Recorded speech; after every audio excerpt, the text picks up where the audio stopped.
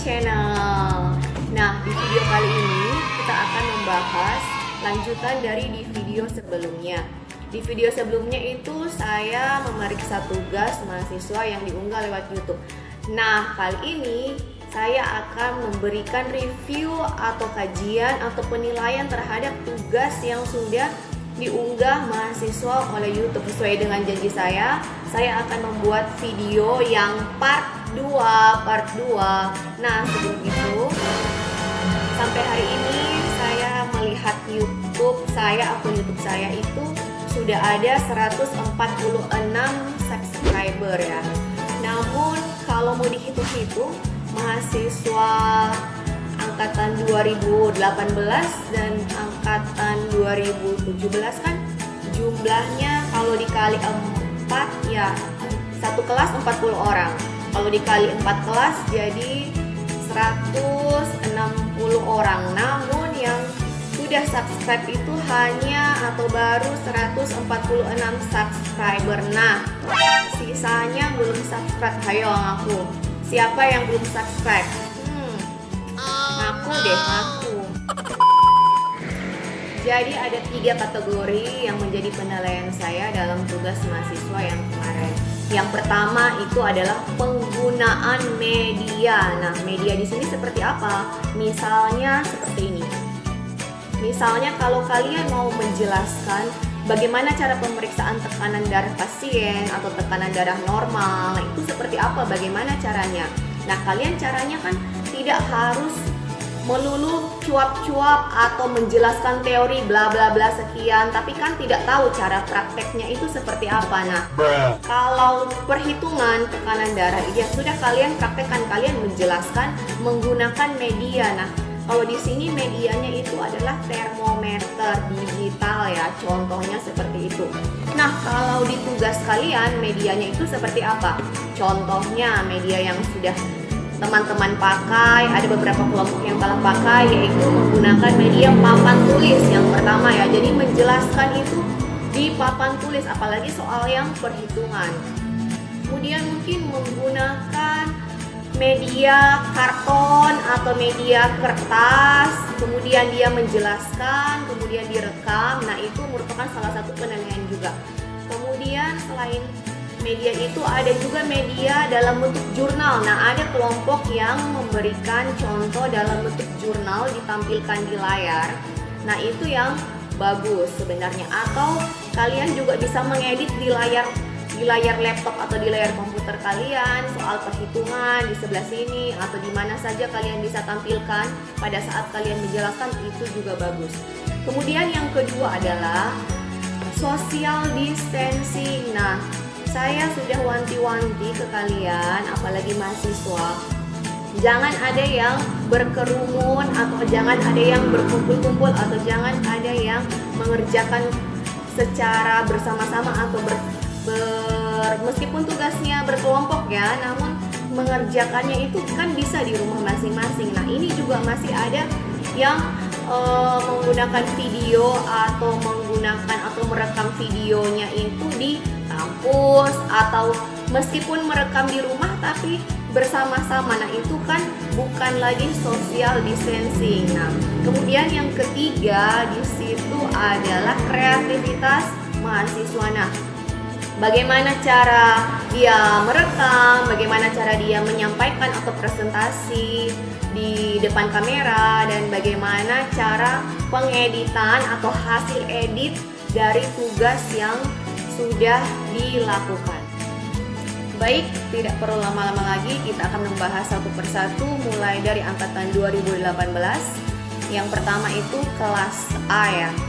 Kalau kelas A itu kelompoknya kan ada 7 ya, masing-masing kelas ada 7 kelompok. Nah, untuk kelas A di kelompok 1 itu social distancingnya oke. Mereka membuat video dari berbagai macam lokasi dimanapun mereka berada, kemudian diedit dijadikan satu video, oke, yang seperti itu. Kemudian penggunaan media juga oke, menggunakan media. Kemudian di videonya itu ada salah satu mahasiswi itu sepertinya kalau dilihat dari backgroundnya itu dia ada di rumah sakit. Apakah dia sakit? Saya kurang tahu. Tapi so far kelompok 1 oke lah, oke. Kemudian kelompok 2 itu medianya oke, tapi social distancingnya itu kurang dapat ya.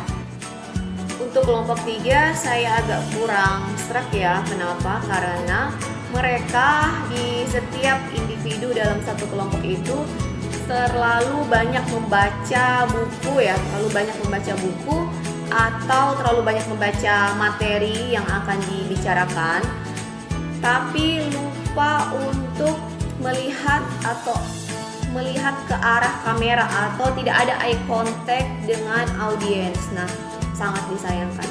Kemudian yang kelompok 5, kelompok 6, kelompok 4, nah itu oke ya, penggunaan medianya itu bagus. Kemudian di sini kelompok terakhir, kelompok 7 itu kreativitasnya itu paling dapat di kelompok 7. Mereka. Nah, di antara 7 kelompok tadi yang sudah saya jelaskan atau saya sudah kaji, yang menurut saya yang paling bagus adalah jeng-jeng kelompok 1. Oke, lanjut ke kelas B. Ada 7 kelompok juga yang ada di kelas B. Yang pertama itu kelompok pertama itu social distancingnya medianya Kemudian di kelompok kedua itu social distancingnya gagal karena mereka merekam video di kampus. Dan ada di sini catatan saya, ada beberapa orang yang medianya terbalik. Entah terbalik bagaimana, mungkin saya salah lihat, mungkin videonya, atau saya lupa, mungkin juga tidak seperti itu. Kemudian kelompok ketiga sosialnya medianya kurang. Kelompok keempat medianya social distancingnya juga Kelompok 5 bagus, ada yang menggunakan jurnal ya, ditampilkan jurnalnya. Kemudian social distancingnya dan tingkat kepedeannya juga bagus. Kelompok 7 saya sangat apresiasi kepada kakak tingkat yang membuat video rekaman sendiri ya, meskipun tanpa kelompok itu sudah berhasil membuat video rekaman sendiri. Saya terima kasih sekali. Nah, kalau saya lihat dari 7 kelompok yang kelas B, itu yang paling saya suka dan paling saya senangi dari antara ketiga kategori penilaian adalah kelompok 5.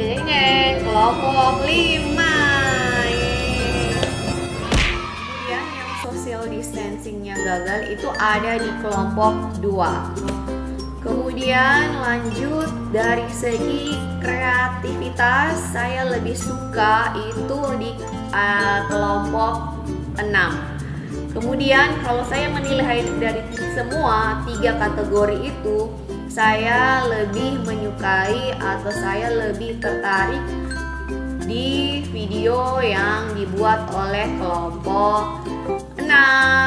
Selamat. Lanjut di kelas B. Di kelas B lebih banyak yang tidak menggunakan media di situ ya. Ada beberapa kelompok yang tidak menggunakan media. Di sini saya sudah catat itu. Yang pertama kelompok 3, kemudian kelompok 4, kelompok 5, kelompok 8, kelompok 2, dan kelompok 1. Sedangkan yang gagal dalam social distancing itu ada di kelompok 4, kelompok 5, kelompok 6, kelompok 2, kelompok 7, dan kelompok 1. Wah, banyak sekali ya di kelas B ini.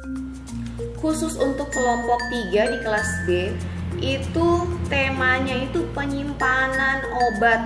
Tapi itu sama dengan kelompok saya lupa, yang ada di kelas A itu sama. Padahal kan tugasnya itu harus berbeda, kasusnya berbeda. Untuk kelompok-kelompok yang ada di kelas B, nilainya itu hampir semua rata-ratanya sama ya. Karena seperti yang saya katakan tadi itu, di rata-rata kelompok itu ada yang tidak menggunakan media dan social distancingnya gagal. Ada juga kelompok yang sama temanya dengan kelompok sebelumnya. Di Jadi bagaimana teman-teman review atau kajian tugas yang sudah kalian buat? Nah, saya minta maaf apabila ada salah-salah kata. Saya juga minta maaf apabila saya tidak teliti atau salah dalam penyebutan kelompok. Saya minta maaf juga apabila tidak teliti melihat, menonton video kalian satu persatu karena terlalu banyak video ya. Minta maaf, itu saja dari saya. Tapi saya sangat menghargai, saya berikan apresiasi kepada kalian masing-masing kelompok yang telah melaksanakan dan telah melakukan tugas sampai diunggah di YouTube. Saya terima kasih. Kita kembali lagi di video selanjutnya. Dadah.